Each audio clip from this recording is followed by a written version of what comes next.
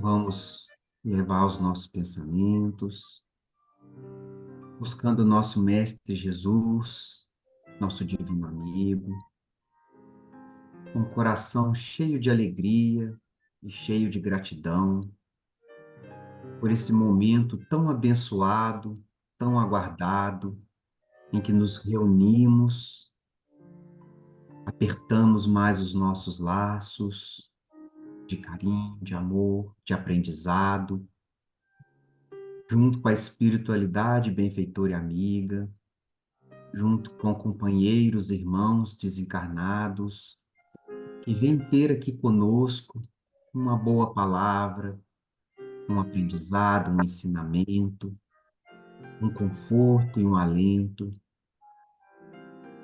que todos nós possamos encontrar nesses ensinamentos aquilo que mais precisamos, aquilo que mais buscamos de ordem superior para os bens imperecíveis do espírito. Te agradecemos, Jesus, todas as bênçãos, todas as oportunidades que se descortinam em nossas vidas, mas bendizemos também as nossas dificuldades, as nossas lutas, as nossas dores, que são forças que nos impulsiona para a frente, que nos transforma, que nos renova, que nos dá força, onde buscamos o bom ânimo no seu evangelho de amor, e assim seguimos a nossa caminhada, mesmo que a pequenos passos, mas adiante, querido Jesus. Mas que acima de tudo, que acima do aprendizado, nossas mãos possam ser operosas, operosas em suas searas, e assim podemos ofertar, mesmo que pouco, mesmo que pequeno, pouquinho de luz que carregamos, expandi-las para todos aqueles que estão conosco, que vêm ter conosco, ou que cruzam nossos caminhos. Que através dessas ações, mesmo que singelas e pequenas, possamos contagiar aqueles a quem estamos.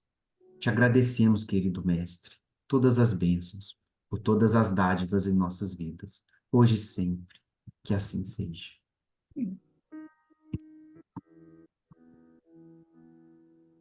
Capítulo 70, né? Caminho, Verdade e Vida. Poderes ocultos. E onde quer que ele entrava, fosse nas cidades, nas aldeias ou nos campos, depunham os enfermos nas praças e lhe rogavam que os deixasse tocar, ao menos na orla de seu vestido. E todos os que nele tocavam saravam. Marcos capítulo 6, versículo 56. Não raro surgem nas fileiras espiritualistas estudiosos afoitos a procurarem, de qualquer modo, a aquisição de poderes ocultos que lhes confira posição de evidência. Comumente, em tais circunstâncias, enchem-se das afirmativas de grande alcance. O anseio de melhorar-se, o desejo de equilíbrio, a intenção de manter a paz constituem belos propósitos. No entanto, é recomendável que o aprendiz não se entregue a preocupações de notoriedade, devendo palmilhar o terreno dessas cogitações com a cautela possível. Ainda que o Mestre Divino oferece a melhor exemplificação. Ninguém reuniu sobre a terra tão elevadas expressões de recursos desconhecidos quanto Jesus. Aos doentes bastava tocar-lhe as vestiduras para que se curassem de enfermidades dolorosas. Suas mãos devolviam o movimento aos paralíticos, a visão aos cegos. Entretanto, no dia do Calvário, vemos o Mestre ferido e ultrajado, sem recorrer aos poderes que lhe constituíam apanágio divino, em benefício da própria situação. Havendo cumprido a lei sublime do amor, no serviço do Pai, entregou-se à sua vontade, em se tratando dos interesses de si mesmo. A lição do Senhor é bastante significativa. É compreensível que o discípulo estude, e se enriqueça de energias espirituais, recordando-se, porém, de que antes do nosso permanece o bem dos outros, e que esse bem, distribuído no caminho da vida, é a voz que falará por nós a Deus e aos homens, hoje e amanhã. É bonita essa página, né? Principalmente com relação ao que Jesus demonstrou para nós, né? A gente sabe que Jesus, né, sem querer, quem sou eu, né? Quem somos nós para querer sondar a potência espiritual que é o Cristo, né? Que é o Espírito, né? Que é Jesus. Ele trouxe para nós aqui, enquanto esteve conosco, acho que uma pequeníssima fração da sua capacidade espiritual, né? E tudo que ele mostrou, né, que nos deslumbrou o mundo, né?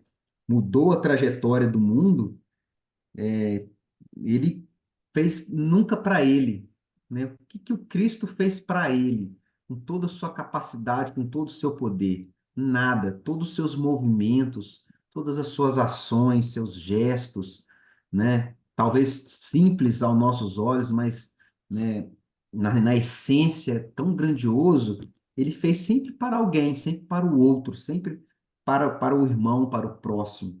E ele sim, né? A notoriedade que ele ganhou foi com seus gestos, né? Foi natural, foi vistas e reconhecidas na sua exemplificação.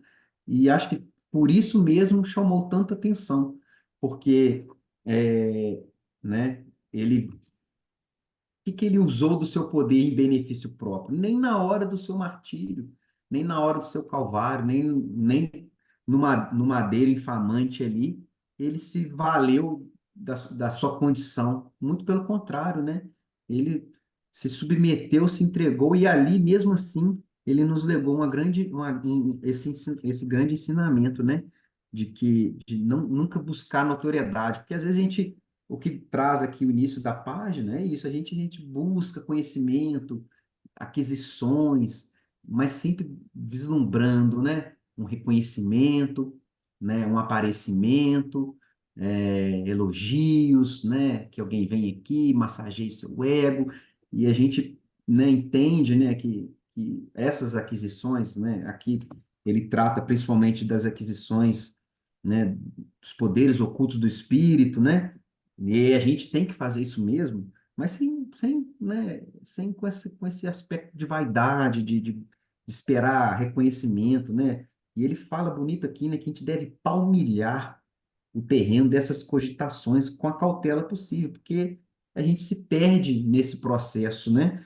Se a gente não se manter, né? A gente tem que o anseio de melhorar-se, o desejo de equilíbrio e a intenção de manter a paz constitui belos propósitos, desde que a gente caminhe, né, com essa cautela, né, sem essas cogitações, né? E ele traz esse exemplo de Jesus, né? Que ele deixou tão elevadas expressões de recursos, né? Promoveu curas, né? Ensinamentos, né? O seu legado foi imensurável para nós, né? Não para ele. E quando ele poderia se valer disso, né? Ele, muito pelo contrário, ele se entregou à vontade do Pai, ainda nos deixou essa lição em que Emmanuel fala que a lição do Senhor é bastante significativa. Acho que é mais isso, Pepita. Pode completar, por favor. É verdade. A gente, acho que no fundo, às vezes a pessoa sonha em ter determinados dons mediúnicos, mas no fundo, você diz assim, nossa, você pudesse tocar e curar a pessoa, ou isso, ou aquilo, mas acho que há no nosso coração, sinceramente, ainda aquela coisa do reconhecimento da humanidade, do poder que você pode exercer através disso. E eu acho isso é muito perigoso, porque esses bens não são do médium, na realidade, são empréstimos como instrumento de trabalho, e a gente sabe que o médium só se manterá produtivo e bom quando ele vai guardar a humildade até o final da vida.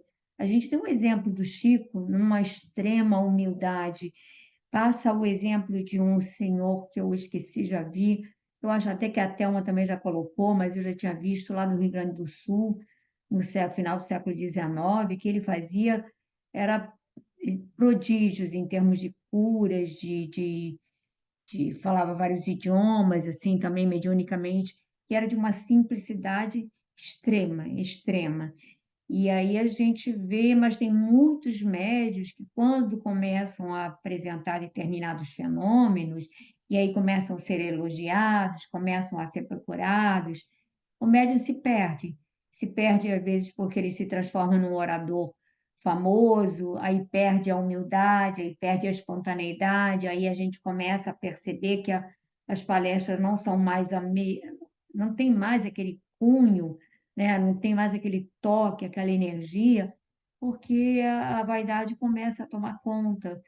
Então é difícil a gente manter essa simplicidade, reconhecendo que nada que façamos podemos atribuir a nós mesmos, porque qualquer coisa que a gente possa fazer, você deu um passo e a pessoa melhorou, é porque Jesus permitiu, é porque ele operou através de você e aquela pessoa devia ter mérito e foi possível, não porque sejamos nós.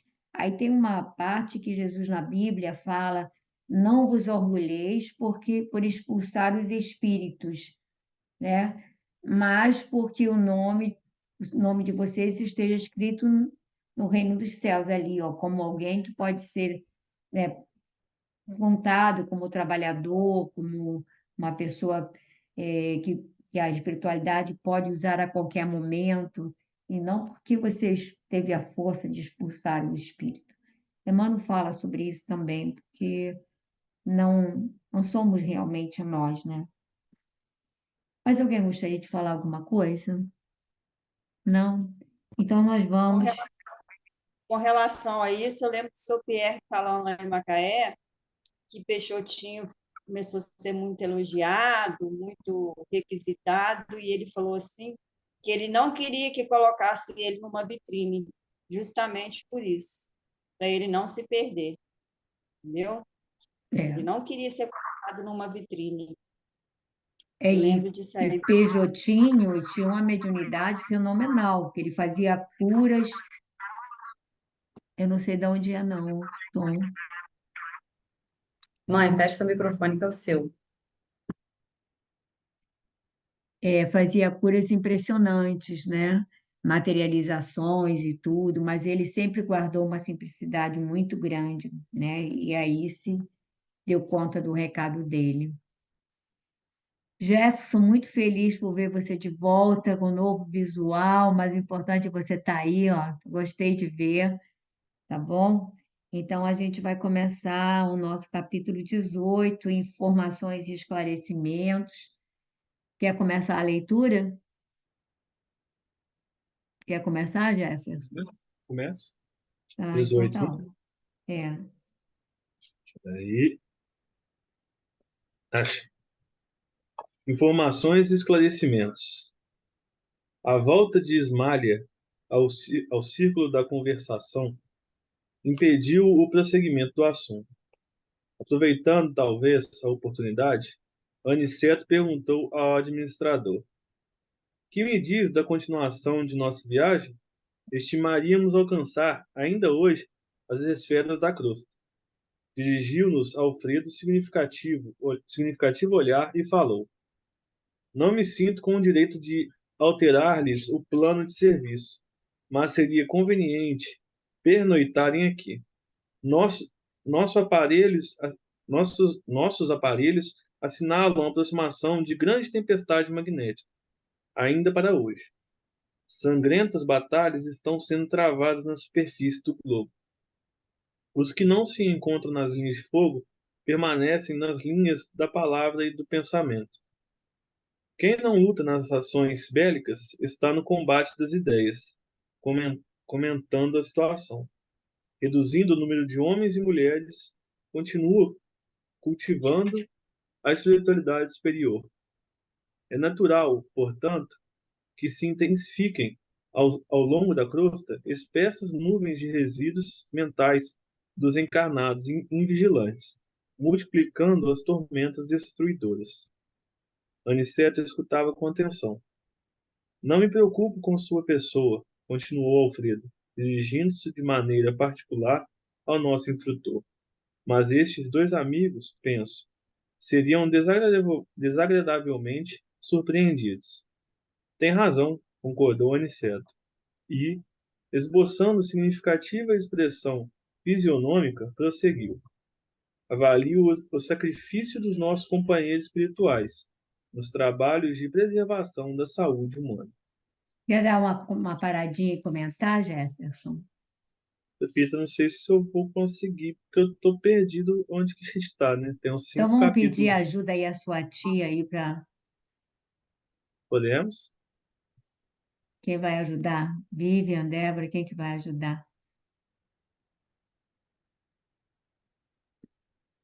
Ele, na verdade, ele segue o capítulo anterior, né? Que ele estava conversando, falando com eles, contando a história, mas aí a Ismália voltou e aí eles, né, mudaram o rumo ali da conversa, e aí o Aniceto pergunta, né, se ele já não, porque afinal de contas eles estavam ali de passagem, né?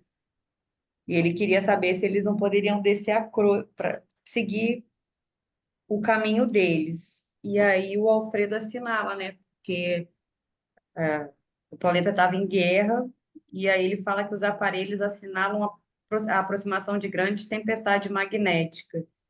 E ele fala que, na verdade, isso tudo não provém só de quem está ali nos campos de batalha, né? Porque quem também está pensando, quem não está ali na luta direta, tem os pensamentos todos voltados para isso. E aí eu lembrei até lá do nosso lar, quando a gente leu que o André contando, né, que quando entrou em guerra, eles pediram para todo mundo vibrar positivamente, que isso já ajudaria. E aqui acontece exatamente o contrário, né? As pessoas vibram nessas ideias comentando a situação que já era ruim. E ele fala exatamente isso, que reduzido o número de homens e mulheres continuam cultivando a espiritualidade superior, que é muito difícil, né? A gente, em situações ruins, a gente tem por hábito, isso até me inclui, de ficar vendo aquilo, pensando, tentando entender, às vezes até para se informar, mas a gente acaba vibrando e pensando daquela forma ruim, e isso intensifica, isso piora a situação, né? E aí ele até fala que espessas nuvens de resíduos mentais dos encarnados invigilantes multiplicam as tormentas destruidoras. E isso a gente colabora de forma negativa nesse sentido, né? E aí ele até ressalta, né, que ele avalia o sacrifício dos companheiros espirituais nos trabalhos de preservação da saúde humana. E aí a gente tem essas pessoas abnegadas que estão ali tentando melhorar o que a gente acaba piorando. É verdade. E aí isso é muito importante, gente, porque às vezes ele diz assim: quem não está no campo de batalha lutando, quer dizer, ali a vibração já é densa, pesada, as pessoas de ódio se matando mutuamente, e aí tem as pessoas que morrem, que são destroçadas. Imagina a coisa como é densa. Mas ele diz: quem não está no campo de batalha, no fronte mesmo ali, em luta avassaladora, está no campo das ideias, está na luta, ou seja, você fica o tempo todo ouvindo aquelas notícias e falando sobre aquilo, falando. Então, você traz toda a realidade do campo de batalha para a vida e só falando sobre aquilo, você projeta aquelas ideias de medo, de pânico, de terror, de tudo aquilo. Então, quem é que vai cultivar o bom ânimo? Em que lugar a espiritualidade vai encontrar algum coração que esteja cultivando o otimismo e a alegria de viver, o reconhecimento, né? Então, essas coisas é que a gente precisa, porque isso não é só na época da guerra, é tudo. Nós continuamos com batalhas ideológicas, com discussões internas sobre questões políticas, sobre questões. E a gente, né? Aí eu digo sempre, gente, tem muita coisa errada, mas aí a pessoa vira para mim e fala: você quer ser alienada? Eu falei: eu não quero ser alienada, mas eu não tenho poder algum para fazer qualquer coisa diferente. no clima sociopolítico que está aí. Eu não tenho condição de fazer nenhum. Então, o que eu posso fazer é manter o bom ânimo, fazendo o nosso trabalhinho de feijão com arroz, fazendo aquela coisa bem simples, mas para você poder, não é? Porque imagina todo mundo só pensando, olha, mas está acontecendo isso, está acontecendo aquilo, está acontecendo. Não é? Igual tem aquelas pessoas que ouvem aquelas emissoras, aqui no Brasil tem, né, Tuane? Não sei se aí também tem aquelas emissoras que é só desgraça. Fulano assassinou Beltrano, só desgraça. Aí a pessoa ouve aquilo de manhã, ouve à tarde, aí depois sai dali, vai contar não sei aonde, vai contar na esquina, vai contar na padaria, vai contar. Quer dizer, a pessoa vive, olha, né, o estado mental daquela criatura. Ela não viu a situação, ela não participou, mas ela está reproduzindo. Então, a gente tem que tomar cuidado para não ser também um elemento reprodutor de uma onda de pessimismo que não vai nos levar a lugar nenhum. Eu não sou obrigada a compactuar com o mal, a, a bater palma, não sou, mas eu também não sou obrigada a ficar só falando sobre isso, né? A gente precisa manter o bom ânimo, se eu não posso fazer nada que esteja ao meu alcance, né? Alguém queria falar mais alguma coisa? Esclarecer mais alguma coisa? Não? Não? Tuane, quer ler um pouquinho? São grandes servidores, disse o senhor do castelo. De quando em quando observo-lhes pessoalmente os núcleos de atividade santa. A humanidade parece preferir a condição de eterna criança. Faz e desfaz os patrimônios da civilização, como se brincasse com bonecas. Nossos amigos suportam pesados fardos de serviço para que as tormentas magnéticas, invisíveis ao olhar humano, não disseminem vibrações mortíferas, a se traduzirem pela dilatação de penúrias da guerra e por epidemias sem conta. As colônias espirituais, desculpa, da Europa, mormentem as de nosso nível, estão sofrendo amargamente para atenderem às necessidades gerais. Já começamos a receber grandes massas de desencarnados em consequência dos bombardeios. Nosso lar, pela missão que lhe cabe, ainda não pode imaginar todo o esforço que o conflito mundial vem exigindo da nossa colaboração nas esferas mais baixas. O posto de socorro de várias colônias ligadas a nós, então superlotados de europeus desencarnados violentamente. Fomos notificados de que as súplicas da Europa dilaceraram o coração angélico dos mais altos cooperadores de nosso Senhor Jesus Cristo. Os terríveis bombardeios na Inglaterra, na Holanda, Bélgica e França sucedem-se outros de não menor extensão. Depois de retiradas as assembleias dos nossos mentores espirituais, resolveu-se providenciar a remoção de pelo menos 50% dos desencarnados na guerra em curso, para os nossos núcleos americanos. Temos aqui o nosso campo de concentração com mais de 400. Mas não há dificuldades no socorro a esta gente? Indagou Aniceto, em tom grave. É a questão da linguagem. Os serviços de socorro, apesar de intensos na Europa, têm sido muito bem organizados, explicou Alfredo. Para cada grupo de 50 infelizes, as colônias do Velho Mundo fornecem um enfermeiro instrutor, com que nos possamos entender, de modo direto. Desse modo, o problema não passa tanto para as Não nossas... pesa, não pesa Não tanto. pesa tanto para as nossas partes de colaboração. Consta do fornecimento de pessoal de serviço e de material de assistência. Vamos comentar, Tony? Sim.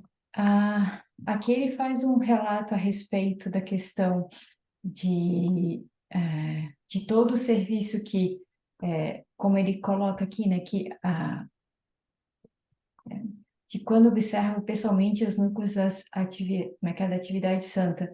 Então, ele começa a refazer um, que, que os nossos amigos não suportariam, não suportam o peso, os fardos dos serviços que tornam as tormentas magnéticas.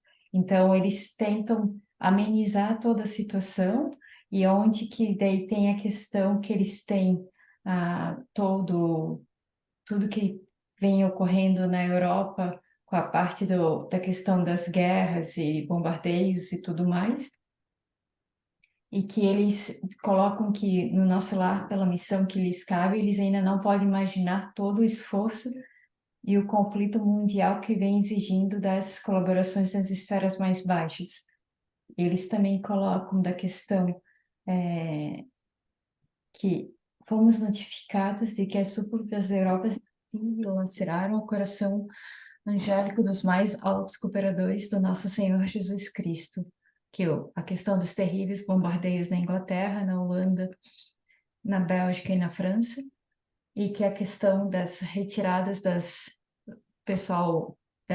remoções de pelo menos 50% dos desencarnados na guerra em curso para os núcleos americanos, tendo isso a concentração. E daí, onde Aniceto indagou a respeito de como seria a dificuldade para ter o socorro dessa gente, né? E daí onde ele diz que eles têm um enfermeiro para cada 50 pessoas, e que do velho mundo fornecendo o enfermeiro instrutor que possam se entender de modo direto. E daí onde eles têm a questão do conhecimento. Mas dentro disso é interessante porque semana passada eu estava conversando com a minha coordenadora, e ela é da Croácia, e ela tem 45 anos, 3 anos mais velha do que eu, só que ela viveu na guerra na Croácia, e ela nos conta que tipo, era ela com os pais e os 2 irmãos, e eles abandonaram a casa, foram para um centro de refugiados, e um dia depois a casa deles foram bombardeadas. E faz 2 anos que o governo da Croácia entrou em contato com eles, perguntando se eles gostariam que a casa fosse reconstruída ou se eles queriam que a casa fosse totalmente limpo o terreno, né? Tipo, que não existisse mais a casa. Então, mas é interessante, tipo, tu ter uma pessoa tão perto de ti hoje, porque no Brasil eu nunca tinha tido esse tipo de experiência de alguém que tenha estado em guerra, né? Desse grau. E ela contar das coisas que daí eles foram para um campo de concentração, e daí de lá eles conseguiram ir para a Sérvia, e onde os pais, depois dela, conseguiram vir para o Canadá e recomeçar a vida aqui. Mas o como era, né? Tipo, que no final do dia tinha que estar todo mundo dentro de casa, que não tinha energia, que tipo, a alimentação era racionada. Então, seria mais ou menos, tipo, dá para ver a questão onde coloca aqui dos bombardeios na Inglaterra, tudo, o que é, né? Tipo assim, o tão grande que é tudo isso. Seria isso. Na realidade, o relato aqui está se referindo à Segunda Guerra Mundial. Então, as coisas ainda foram numa proporção maior do que a Sim. Guerra da Croácia, porque foi uma coisa mais localizada. Mas, de qualquer maneira, qualquer guerra é extremamente dolorosa e tem repercussões espirituais extremamente dolorosas. A gente diz aqui, quando ele diz aqui, a humanidade parece preferir a condição de eterna criança. Faz e desfaz os patrimônios da civilização como se brincasse com bonecas.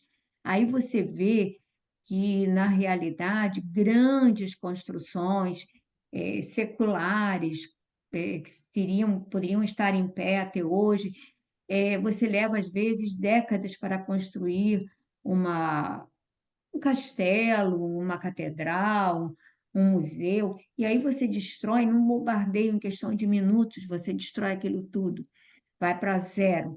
Aí a pessoa construiu, como você disse, essas famílias passaram uma vida inteira para construir sua casa, para ter, de repente, sua horta, sua vaquinha, enfim, aí de repente, do nada, aquilo tudo desaparece e você não tem muito sentido. Mas o que ele está dizendo aqui é que tudo isso, essa destruição, essa desolação do coração das criaturas, isso a pessoa vai exalar uma energia magnética extremamente, digamos assim, normalmente é de desespero, é de terror, é de pânico, é de tudo isso que seria de medo, que vai criar essa guerra de que ele fala de tormentas magnéticas que ele diz que são profundamente mortíferas.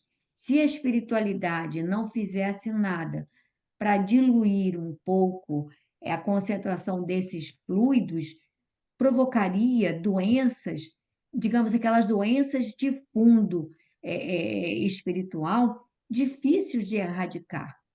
A gente passou agora por uma pandemia que a gente não sabe exatamente a origem, mas antes disso teve outras também doenças que apareceram assim muito loucas, de repente, que você não sabe de onde, como, né?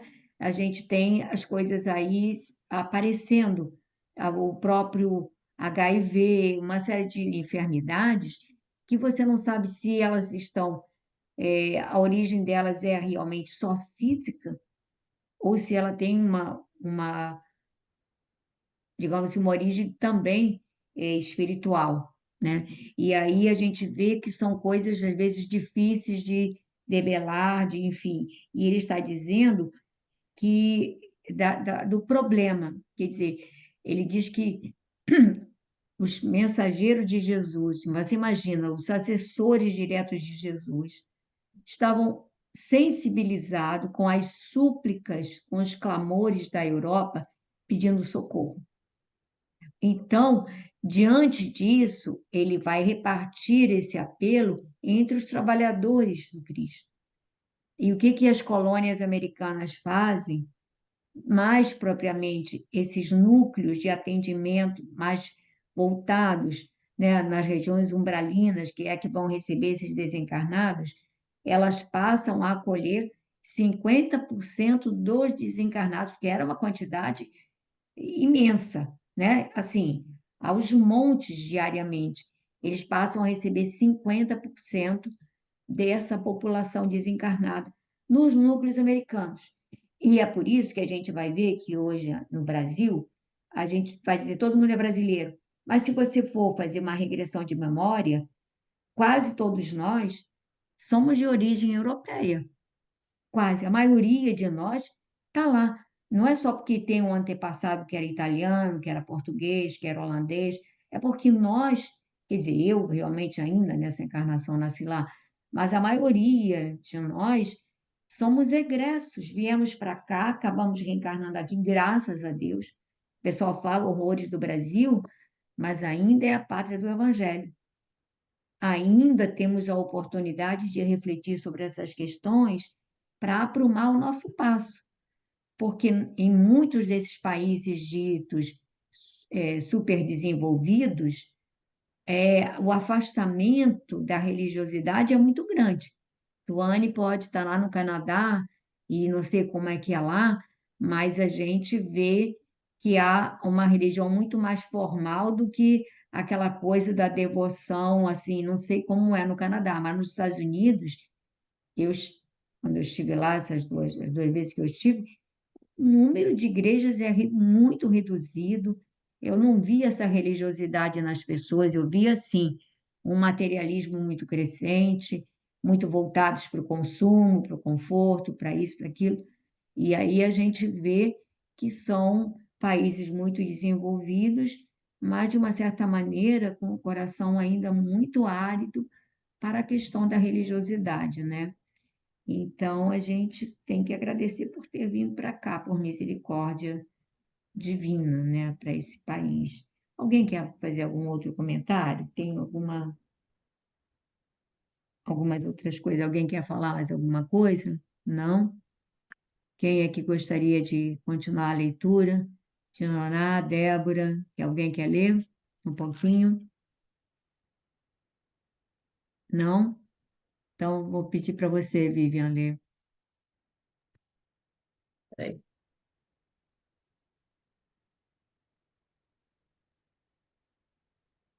Parou nos serviços de socorro, não foi? É. Mas a Tony chegou ali, eu não lembro. Não, não leu. Não? Os Não? serviços de Ah, socorro? sim, leu sim. Eu cheguei, Leu sim. começa no não Ela seria. disse do Não seria. fornecimento de um enfermeiro tradutor para atender essas pessoas, para É cada o próximo 50 parágrafo doentes. agora. Não seria, porém, mais justo, indagou Vicente, que os desencarnados dessa espécie fossem mantidos nas próprias regiões do conflito? Alfredo sorriu e explicou. Nossos instrutores mais elevados são de parecer que essas aglomerações seriam fatais à coletividade dos espíritos encarnados. Determinariam focos pestilentos de origem transcendente, com resultados imprevisíveis.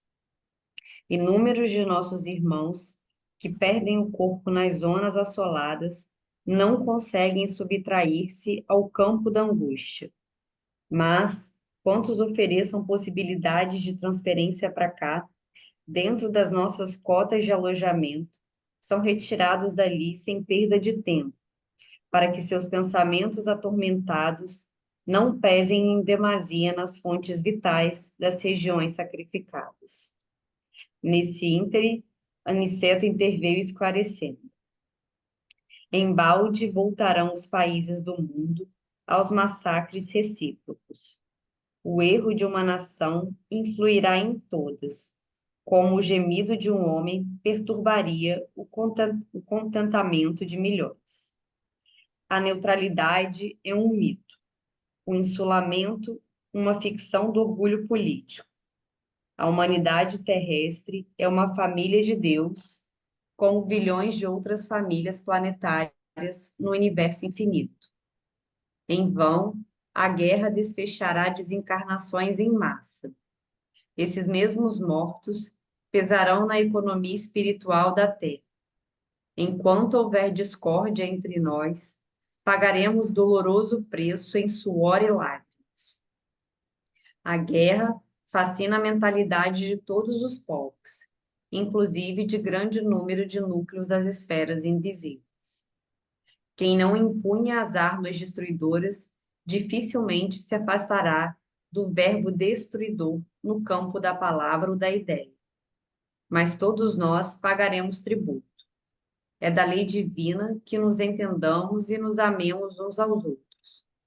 Todos sofreremos os resultados do esquecimento da lei, mas cada um será responsabilizado de perto pela cota de discórdia que haja trazido à família mundial. Alfredo, que parecia ponderar seriamente os conceitos ouvidos, observou. É justo. Aniceto voltou a considerar após silêncio mais longo.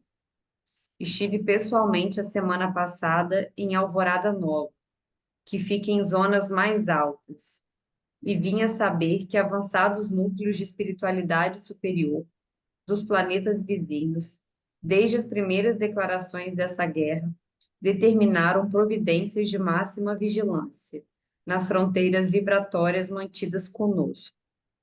Ensinam-nos os vizinhos beneméritos que devemos suportar nossos próprios ombros, toda a produção de mal que levarmos a efeito. Somos finalmente a casa grande, obrigada a lavar a roupa suja nas próprias dependências. Vamos comentar, Vivian, para não ficar muita coisa. Aí eles seguiram, né, a conversa, e aí o Vicente, né, questionou por que que, na verdade, essas pessoas são trazidas para colônias tão distantes, né? Se você pensa que cada colônia corresponde a uma região, e por que que, então, essas pessoas estavam lá, né? E aí ele fala que esses espíritos ali desencarnados naquela condição de guerra, né, e que essas aglomerações seriam fatais à coletividade dos espíritos encarnados, porque eles disseminam focos pestilentos de origem transcendente com resultados imprevisíveis. Então, acho que tudo que a gente imagina é muito pior, né? Porque se você parar para pensar, que os espíritos que estão ali desencarnados nessas condições, eles são capazes de provocar resultados imprevisíveis, a gente entende muito pouco, né? A gente tem que se policiar realmente muito nesse sentido, evitar a guerra, evitar o pensamento, que ele fala aqui até do verbo, né? Que quem não está dentro das cordas, né? Que seus pensamentos atormentados não pesem demasia nas fontes vitais das regiões sacrificadas. Então, tem que ter cuidado, porque ele já é um lugar ruim, já é um lugar que está massacrado, então, eles tentam, né, dividir um pouco isso para amenizar o sofrimento da situação. E ele fala, né, que o erro de uma nação influirá em todas, porque, na verdade, todo mundo, a gente é um conjunto, né? É uma coisa só. Então, não é porque hoje ali é Israel e Gaza, é a Rússia e a Croácia que estão longe fisicamente da gente, né? Mas que faz parte de um todo. Então, tudo isso influencia no meio que a gente vive, né? E ele fala que a neutralidade é um mito. Então, não adianta, não é aqui, não é comigo, então tá tudo bem, deixa lá, porque não é, a gente vive conjuntamente. Ele fala, inclusive, que as colônias superiores se preparam para isso, se resguardam, né? Se as colônias superiores têm que se resguardar, tomar cuidado, imagina a gente que está aqui do ladinho vibrando essa mesma energia, né? Então, que não adianta a gente se isentar, porque somos um planeta, né? Somos irmãos e a gente está aqui junto por conta disso. Ele é categórico, ele fala: enquanto houver discórdia entre nós, pagaremos doloroso preço em suor e lágrimas. Então, de uma forma ou de outra, isso vai acabar nos atingindo, né? Cada um será responsabilizado de perto pela cota de discórdia que haja trazido à família mundial. Então, acho que assim, até em pensamento a gente pode, né, dar aquela deslizada, então a gente tem que se policiar, vigiar e orar. É verdade, É, Vivian. Eu acho que isso aí é fundamental, essa questão de que não há neutralidade, de achar que, digamos assim, eu não tenho nada a ver com isso. Porque a nossa omissão, muitas vezes, é o mal. Aquela pessoa diz assim: eu não faço mal a ninguém, mas você faz o bem que está ao seu alcance. Se não faz, você está fazendo mal. Porque muitas vezes não fazer o bem que nos é possível significa que nós estamos fazendo mal, não é? Deixamos de defender quem precisa, deixamos de auxiliar quem precisa. Então, estamos fazendo mal, se não podemos fazer o bem. E aí ele vai falar dessa emanação. Emmanuel diz que nós, se não fossem as vibrações amorosas do Mestre Jesus, que envolvem todo o planeta, nós sucumbiríamos dentro de um processo de treva, de sombra, de angústia, de penúria. Ele, né, ao envolver o planeta, ele eleva todas as nossas vibrações. Agora, imagina quando a gente se fecha e não quer receber essas vibrações e a gente só entra no clima da discórdia, no clima da disputa, no clima de só falar da guerra o tempo todo. Gente, e da guerra e de tudo que é negativo, né? Então, a gente tem, assim, num momento que o planeta passa de tamanho desestruturação psicológica, a gente nunca viu tanta gente com problemas de ordem psicológica. Aí as pessoas vão para psicólogo, vão para psiquiatra, vão para isso, e tem muitos que não vão, porque eles dizem que não são malucos, mas precisaríamos muito de ir, mas não vão. Então, há uma desestruturação, uma desestabilização emocional muito grande, muito grande. Então, se a gente não buscar um ponto de equilíbrio para elevar a nossa vibração para um patamar em que possamos ser auxiliados, sabe? É aquela coisa de eu estou me afogando, a pessoa joga a corda, mas eu estou me batendo e não seguro a corda. Então, a pessoa não pode me ajudar. Então, para sermos auxiliados, a gente tem que realmente sair dessa zona sombria, dos nossos pensamentos sombrios, para buscar a luz, para fazer luz à nossa volta. A gente precisa cultivar a alegria. É uma obrigação de todos nós, né? De todos nós. Mas é complicado isso aqui. Bom, Alguém gostaria de falar mais alguma coisa? Pepita, esse último parágrafo que a Vivian leu também achei interessante. A gente não comentou que o Emmanuel falou que esteve em Alvorada Nova, né? Que ele Isso. fica em zonas mais altas, né? Zonas mais altas. Aí ele fala só assim, que ele veio a saber, né? Você vê como é que, para né, Emmanuel, na envergadura dele, falar que ele só veio a saber, né? Que em avançados Ou é núcleos. aniceto, é? Não, Não faz não, diferença, perdão, aniceto. e Emmanuel, nossa, né, Assim, Aniceto, não tem desculpa aí. problema, que tenho certeza que o aniceto representa Emmanuel aí muito bem. Pois é, perdão, minha falha. Que ele teve, né, que ele veio a saber que avançados núcleos de espiritualidade dos planetas vizinhos, desde as primeiras declarações desta guerra, determinaram providências de máxima vigilância nas fronteiras vibratórias mantidas conosco. Ensina-nos os vizinhos beneméritos que devemos suportar nos próprios ombros toda a produção de mal que levarmos a efeito. Somos finalmente a casa grande, obrigada a lavar roupa suja. Nossa Senhora, tá Não, vendo? o Como é que que a que gente isso significa, João? É que, dizer? olha Não, pois só, é. vocês querem fazer a bobagem, a É. responsabilidade é de vocês. É de vocês. Aí a Aquela tal gente história fala, de que a espiritualidade acolhe tudo, não, não é bem é, assim, não. é. Ó, Não, e a gente ainda vocês na estão nossa buscando a ignorância, guerra porque querem. Vocês exato. estão buscando a guerra, vocês estão buscando isso, agora vocês vão aguentar as consequências. Eles ajudam para que a gente não sucumba, porque ele deixou claro que esses irmãos permanecessem próximos à população encarnada, nós entraríamos em colapso. A gente não, e contrairia enfermidades cuja origem não seria desconhecida, né? E aí a gente vai vendo, aí ele vai falar sobre tudo isso. E é muito interessante que aí entra a Ismália, né? E vai fazer uma colocação que eu acho muito importante, que a Ismália vai dizer assim, Ismália que permanecia em silêncio, não obstante a funda impressão que se lhe estampara no rosto, considerou com delicadeza. Infelizmente, na afeição coletiva, somos ainda aquela Jerusalém escravizada ao erro. Todos os dias somos curados por Jesus e todos os dias conduzimos-lo ao madeiro. Gente, quando Jesus fala Jerusalém, Jerusalém, Jerusalém simboliza a humanidade. A Ismália aqui, ele fala exatamente isso.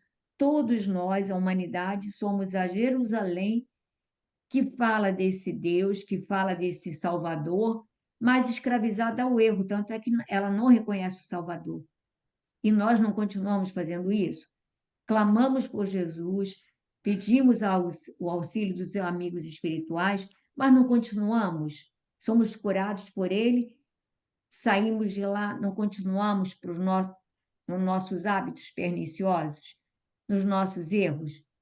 Quantos de nós vamos à casa espírita, tomamos passe, somos, né, participamos aqui, fazemos nossas reflexões, fazemos a prece, aí dali a meia hora a gente já está voltando para as nossas discussões, para as nossas questões de sua menos importância, né? Então é o que ela diz, continuamos todos nós sendo a Jerusalém escravizada ao erro, que é curada por Jesus e que volta a colocá-lo no madeiro. Por que colocaram Cristo no madeiro?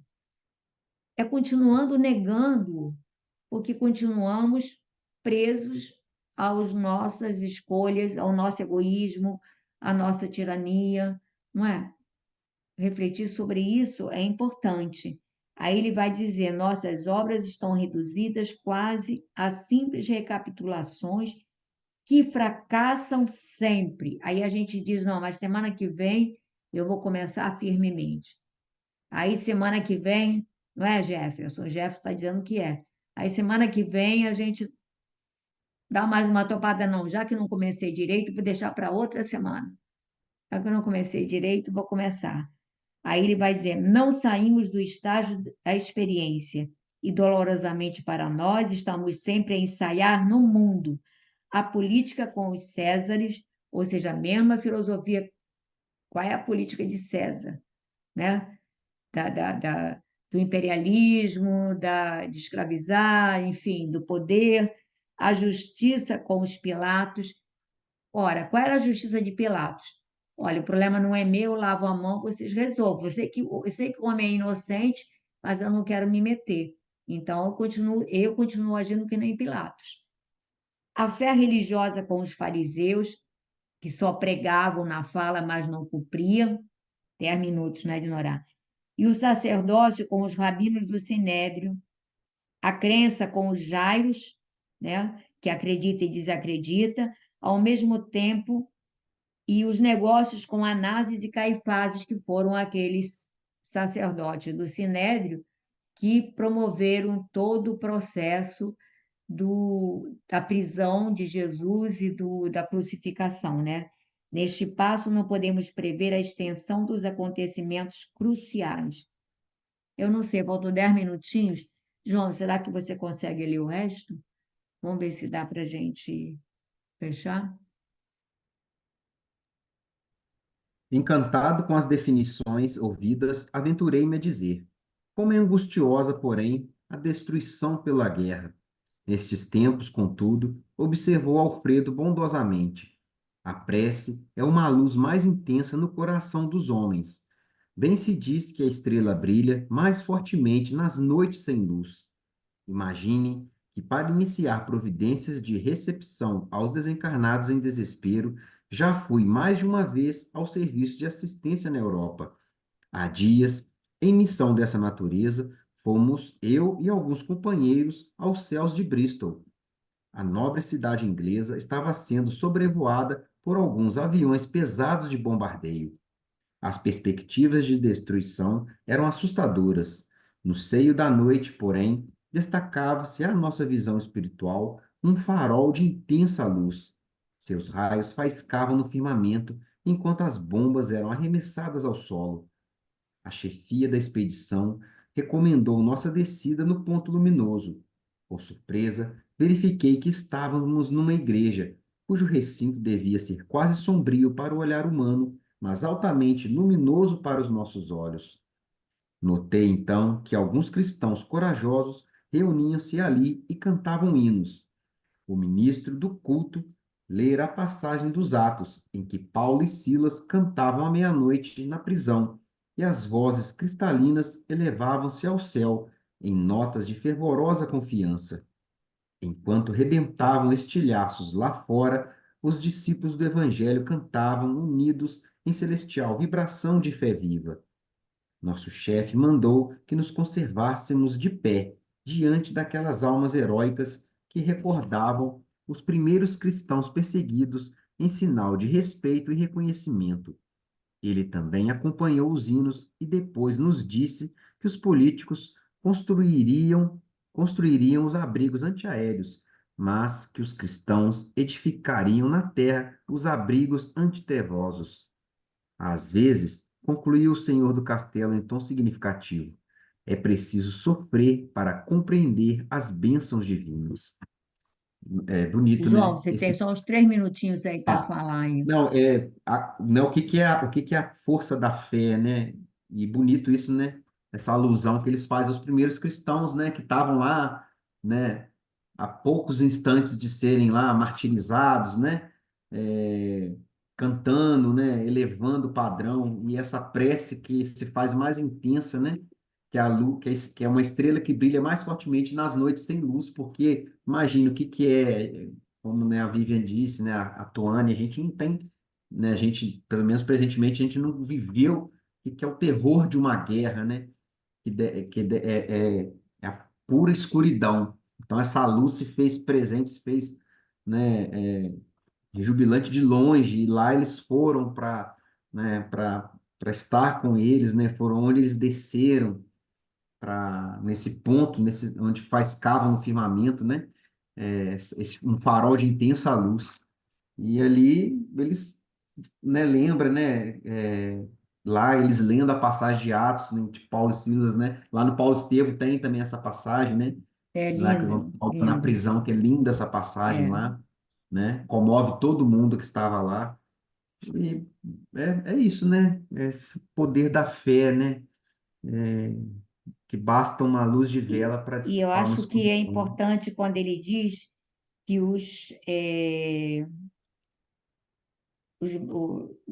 os homens vão criar assim, né? Ele também como É.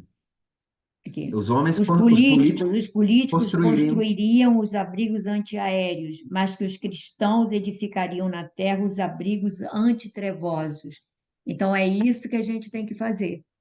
E para isso a gente precisa manter uma posição de otimismo, de equilíbrio, de serenidade, coisa que não é muito fácil nos tempos atuais, né? E a vida agitada que todos levamos e, enfim, mas temos que tentar ao máximo, né?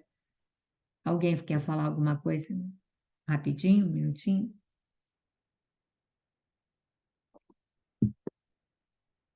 Então, não sei se a Vivian pode colocar Ave Maria, pode colocar, Vivian? Só para a gente fechar aí.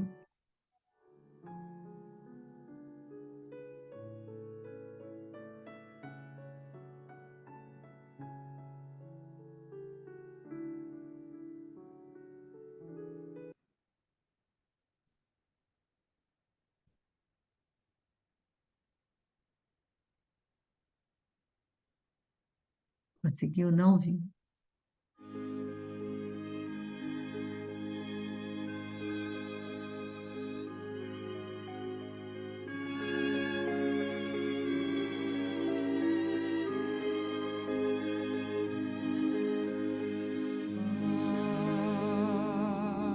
Ave Maria,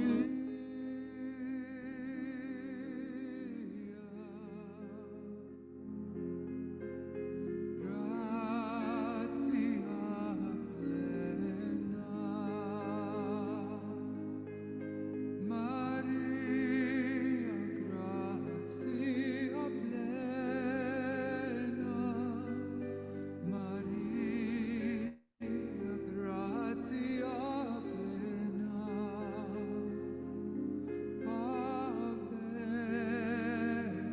Ave Dominus, Dominus tecum, benedicta tu in mulieribus,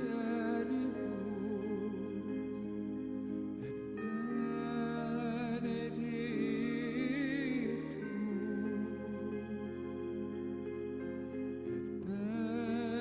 benedictus fructus ventris tui, Iesus.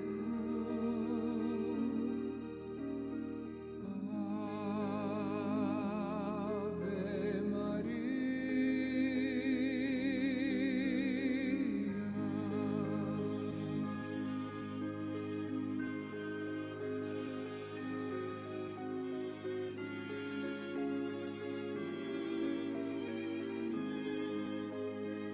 Então, nesse momento, nós vamos fazer a nossa prece, pedindo a Maria que abençoe os nossos lares, que abençoe o nosso coração, que aquiete a nossa alma, que serene os nossos pensamentos.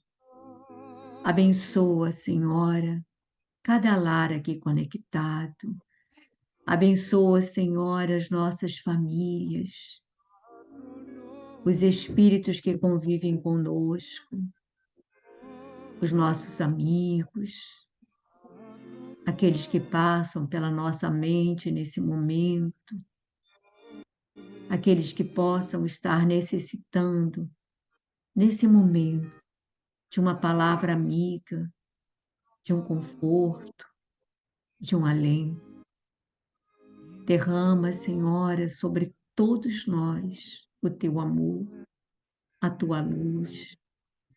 Renova-nos a fé e a esperança em dias melhores. Permite, Mãe querida, que todos nós, nesse momento, sejamos envolvidos pelo teu amor, amparados pelo teu carinho. Fica conosco, Senhor, hoje e sempre, e assim seja.